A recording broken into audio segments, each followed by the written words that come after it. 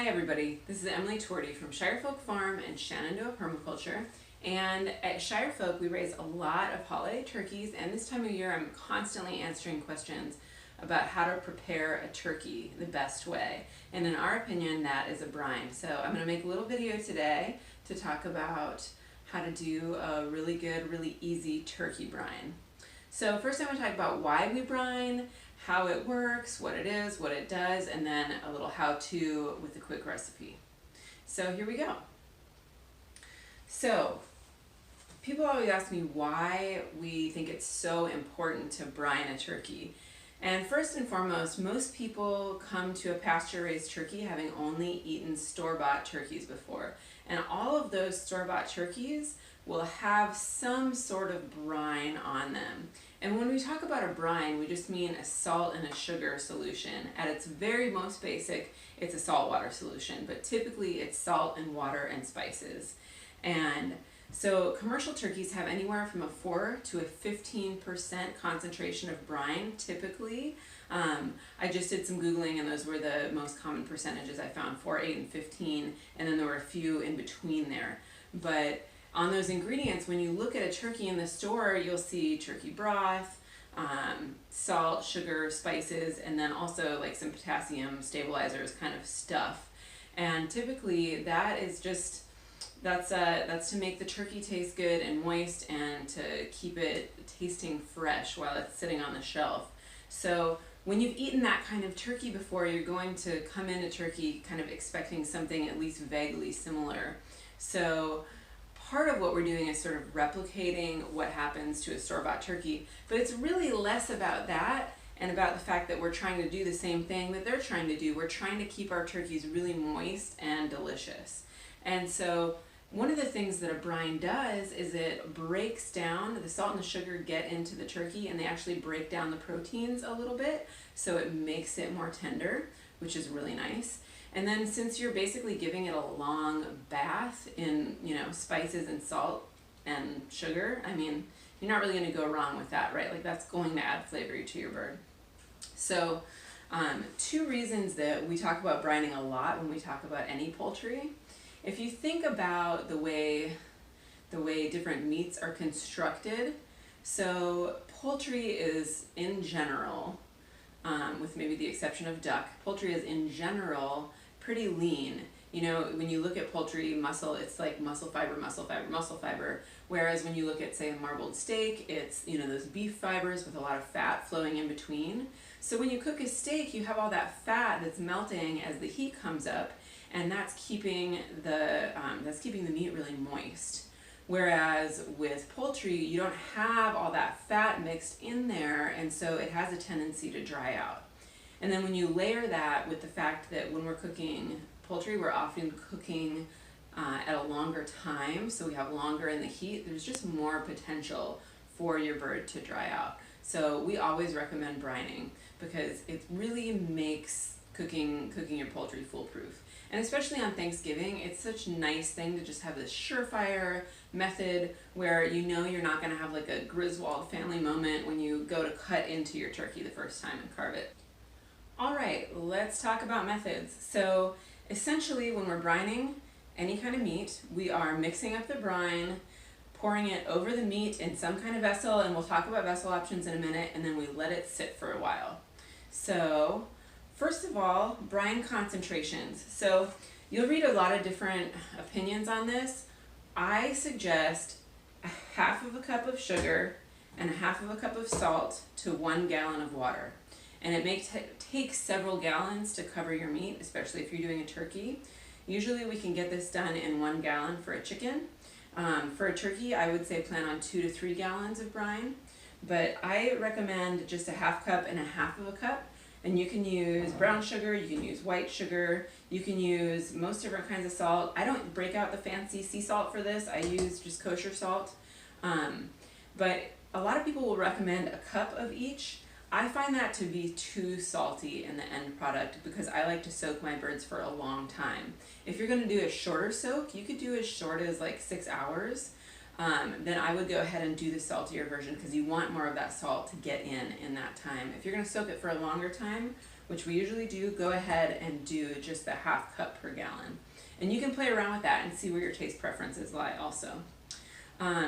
So salt and sugar and water, and then you can also play around with spices.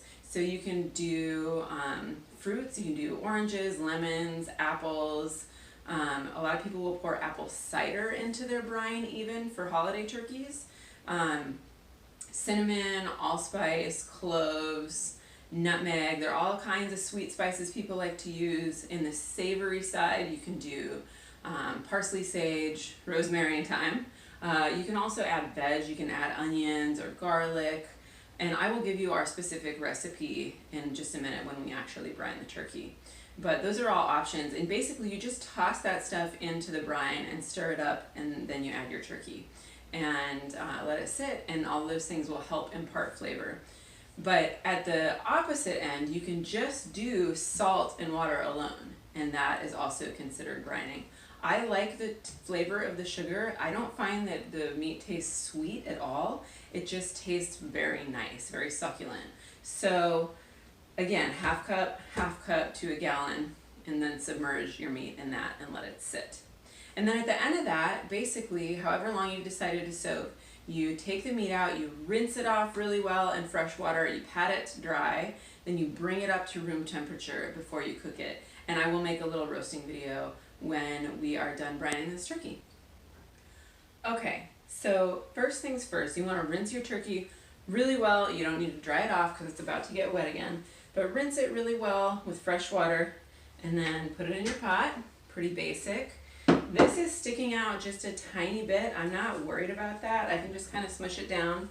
Something you can do if you if you have a pot that fits like perfectly, except for you've just got a little, like an inch or two sticking out, is you can buy a brine bag at the store and put it inside the bag inside the pot, and then you can kind of cinch it up like this over the top. And that way, you know, you can control that the liquid is like encasing the entire bird. Otherwise, for me, I'm not really worried if this tiny little nub sticks out, so I'm just gonna let it roll like this.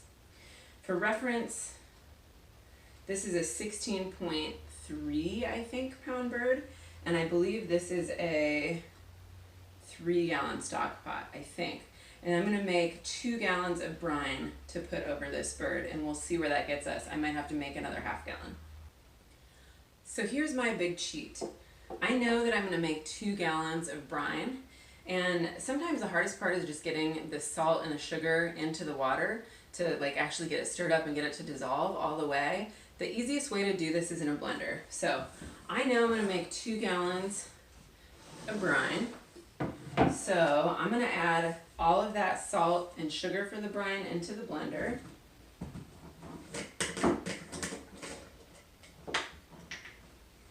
So if I need a 1/2 cup per, this is a 1/4 cup, so I need 4 1/4 cups to get me to 2 gallons. This is the only downside to brown sugar is it's really sticky, so it's always kind of a mess. And I don't do like really firmly packed measures for the brown sugar.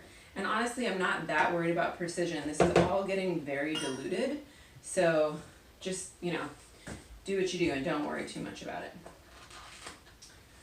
I have a 1/2 cup measure here, so I'm going to do 2 1/2 cups.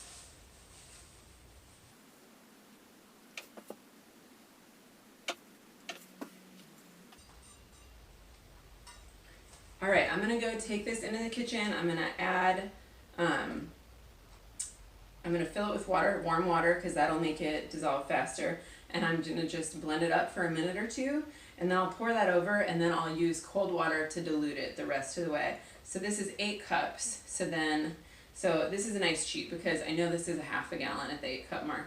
So then I just fill 3 more of these and pour over top.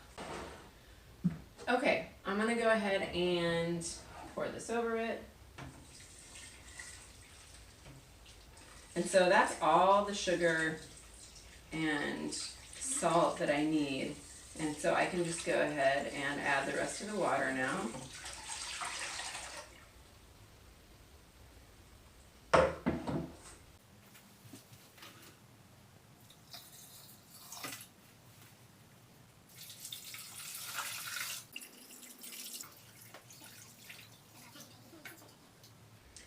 that's gonna be just right. So I have a walk-in cooler, so I don't have to worry too much about moving this around in my fridge and bumping it and spilling it, but it's really full. So if I was doing this in a regular fridge, I might opt for that brine bags that I'm not worried about getting turkey juice everywhere. So if you want, you can call it done at this point. We like to add citrus. I like to use oranges and lemons. And we just squeeze them and drop them in.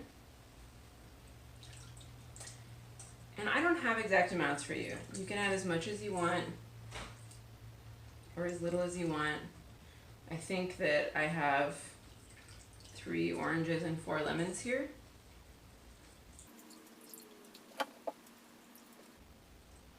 Alright, you don't need to watch me squeeze all of those, so I'll add the rest in a minute. I'm going to add our sweet spices. We use cinnamon, cloves, and whole allspice. I could only find ground allspice for this video, but I prefer whole, just because I don't like anything super finely ground that might settle onto the meat. And then our savory herbs. We got sage, and I'll just tear this up a little bit and bruise it a little bit to kind of release some of those oils.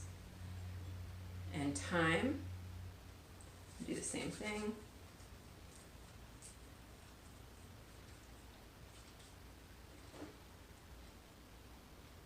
And rosemary.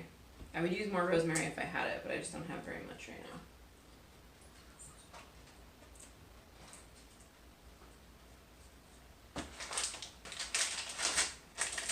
And then, of course, black peppercorns.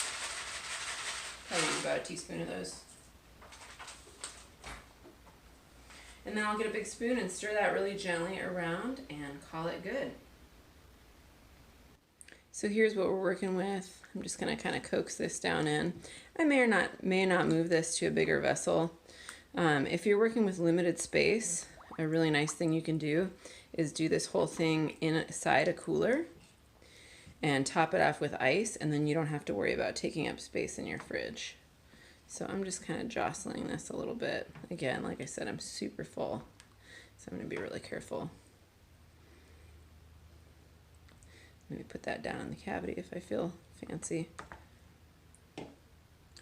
And there you have it. All right, I'm out in the walk-in, and I did just want to take a second to show you guys what it looks like in a brine bag in a pot. I did transfer this because it was so full, I just could barely even stir it. This is nice because the whole bag's in this pot. I can just kind of swish it around like this. I know that the brine is getting up and all over all the little bits that were before sticking out, and I can carry this around with absolutely no concerns about spilling it. And all I did was put this bag in the pot first and then transfer everything into the pot, and then I just masking taped it shut. You could use a little zip tie or whatever you want, but it's nice because I just know everything's nice and safe and secure, and I can carry it around without a care in the world. So that is a best case scenario. I hope this has been a helpful video for you folks that were curious about brining, and enjoy yourselves.